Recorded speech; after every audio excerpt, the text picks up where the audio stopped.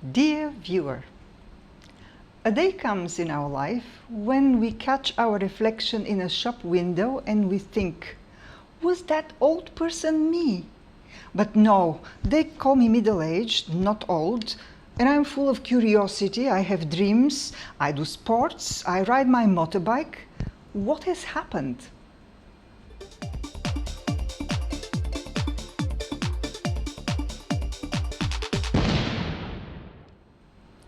Hi, I'm Boriana and you are watching Art Unplugged.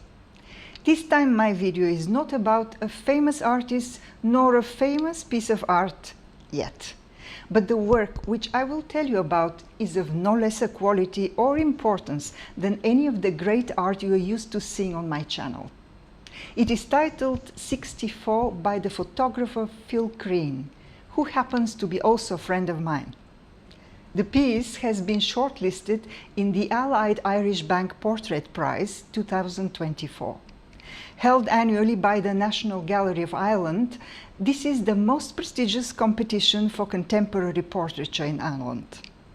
To be shortlisted is really a big deal. I learned about it from Phil's post on Facebook. He had put a link to the announcement of the shortlisted works, not the piece itself. I had to browse them all to see his entry, and it stopped me in my tracks. Now I will reenact my browsing experience so that you see what I mean.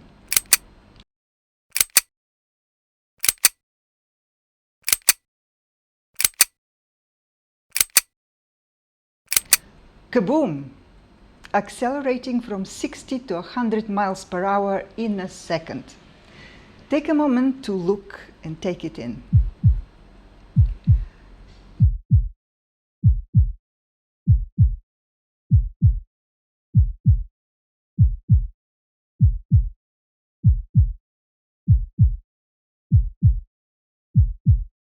Photographers rarely turn the camera towards themselves, and hardly ever in the way Phil Crean did it, zooming in on his own naked body. At first glance, it is hard to tell what exactly you are looking at. It has to do with the human body, yes, but you can't tell if it is male or female or what exactly is going on here. The work is made up of 6 extreme close-up shots, arranged in a vertical column. This unusual composition does not allow the eye to roam around the pictorial space. We are locked in it and forced to go from top to bottom. What's more, we are taken into the detail right away and compelled to look closely until we decipher the image. It is immediate and imperative. And then there is the gesture, the squeeze. When we look at something related to the body, we instinctively project it on ourselves and respond to it with our own bodies. That's why we salivate when we watch someone eating a lemon on TV, for example. Looking at Phil's work, we subconsciously experience the squeeze and the pressure of the hands on the flesh. The impact is as visceral as it is visual. 64 is a self-portrait, created when the author was at that age. Of course, one can't help but remember the rather light-hearted Beatles tune. They were in their 20s, and 64 seemed so many years from now. This boy has reached the proverbial number and has something to tell us about it. Some portraits seek likeness with the model, others deliberately avoid it to prioritize the character or emotional state of the sitter. In general, we expect that a portrait will give us an idea about an individual. 64 defies such expectations. The closeness of the gaze is so extreme that the individual is lost. And here is the paradox. Something extremely personal becomes impersonal and therefore universal. The reality we are facing is the reality of every aging man, of every epoch, and why not of every ethnicity. Age, the great equalizer of us all. Aging is in fashion these days. Old is the new black, as they say. The Instagrams and TikToks of this world are brimming with grey-haired influencers, mostly women, praising aging in style. Indeed, in popular culture, the narrative of aging is reserved for women. This is understandable. Ageism is another form of discrimination towards women. Rehabilitation of the aging woman is part of the feminist agenda. As for the aging man, things are quite different. Grey-haired men are not a talking point, unless it is George Clooney. They're not trying to make a statement. They simply bask in self-confidence.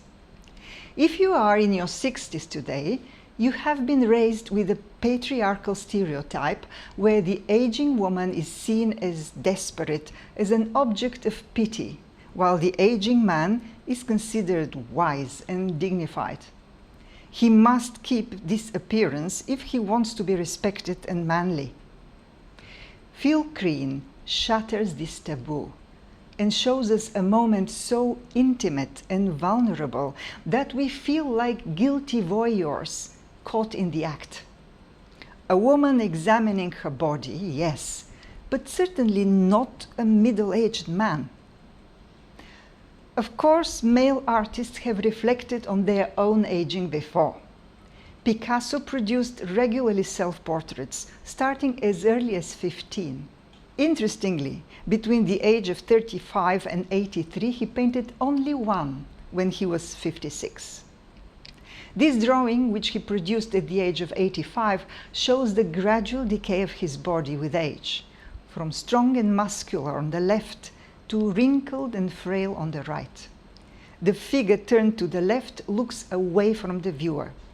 As we read images from left to right, the feeling is that he is in anticipation of something forthcoming, the next chapter, whatever it might be. Lucian Freud bears it all in this nude self-portrait, painted at the age of 70. Yet his pose is defiant and matter-of-fact. He is in his own space. We are looking at Lucian Freud from outside the picture frame. In Phil Crean's work, the distance between sitter and viewer is eliminated. There is no space for another in the tight vertical column. The gaze which inspects that body is our own, not the artist's. We are the mirror. It is a tale told in the first person, an introspection. I can think of such effect only in Rembrandt's late self-portraits. It takes a great strength and wisdom to create a brutally honest and personal artwork like this. It is a reflection on the conflict between the still young spirit inhabiting an aging body, on the transience of life and its inevitable end. Here is where I see the significance of this work. First, at the time when Me Too dominates the airwaves, and the white middle-aged male is pictured as the source of all evil, Phil Crean calls the attention to the middle-aged man, for a reason which doesn't undermine the feminine topic, but adds to it. He validates the middle-aged man's right to be vulnerable, and shows that being open about one's vulnerability is not a sign of weakness, but of strength.